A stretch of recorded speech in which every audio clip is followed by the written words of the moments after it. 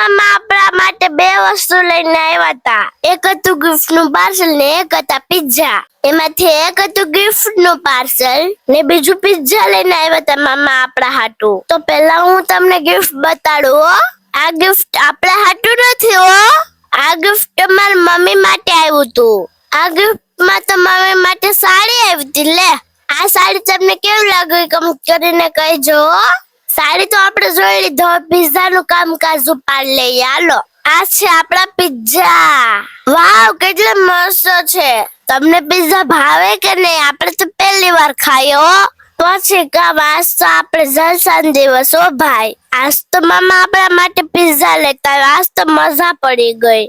પછી કામ આપણે પિઝા ખાઈ લીધા. પછી તો પિઝા ખાઈને આપણે હાનપણનું કંઈક સુલે કરવાનું ઉપાધિ થતી હતી.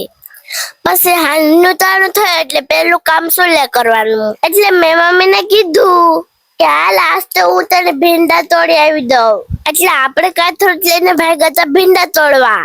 એટલે ભીંડાની શાકની રેસીપીમાં બહુ બધી કમેન્ટો આવી હતી કે પાણી ન નખાય, પાણી ન નખાય. તો પાણી ન નાખું તો બીજું કામ નાખવું એમાં? કમેન્ટ કરીને કહેતા જજો. ઘડીકમાં તો આપણે ભીંડા ઉતારી લીધા હતા હો.